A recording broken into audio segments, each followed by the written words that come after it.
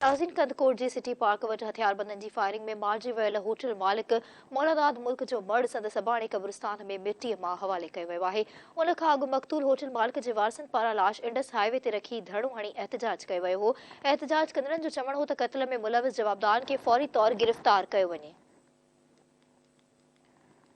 नाज़रीन, ख़बर वाक़िए पिया कंदकोट जे सिटी पार्क वटि हथियारबंदनि जी फायरिंग में मारिजी वियल होटल मालिक मौलादाद मुल्क जो मर्द अब संदसि अबाणे क़ब्रिस्तान में मिटीअ मां हवाले कयो वियो आहे। उन खां अॻु मक़तूल होटल मालिक जे वारसनि पारां लाश इंडस हाईवे ते रखी धरणो हणी एहतजाज कयो वियो। एहतजाज कंदड़नि जो चवणु हो त क़त्ल में मुलविस जवाबदारनि खे फौरी तौर गिरफ़्तार कयो वञे।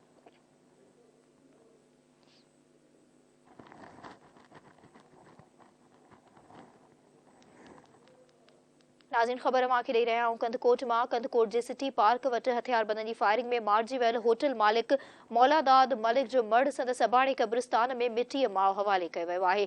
उन खां अॻु मक़तूल होटल मालिक जे वारसनि पारां लाश इंडस हाईवे ते रखी धरणो हणी एहतजाज कयो वियो। एहतजाज कंदड़नि जो चवणु हो त क़त्ल में मुलविस जवाबदारनि खे फौरी तौर गिरफ़्तार कयो वञे।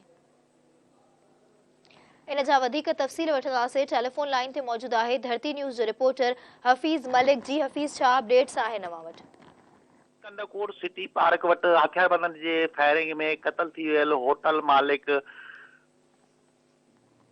खे जेको आहे त दफ़नायो वियो आहे, जॾहिं त होटल मालिक आहे मौलादाद मलिक उनजो क़त्ल कयो वियो हो ऐं वारसनि पारां जवाबदारनि जी गिरफ़्तारी लाइ इंडस हाईवे ते धरणो हयो वियो, जॾहिं त ए सेक्शन पुलिस कार्रवाई करे होटल मालिक मौलादाद मलिक जे क़त्ल केस में मुलविस जवाबदार मोहम्मद खान गबोल खे गिरफ़्तार करे वरितो आहे।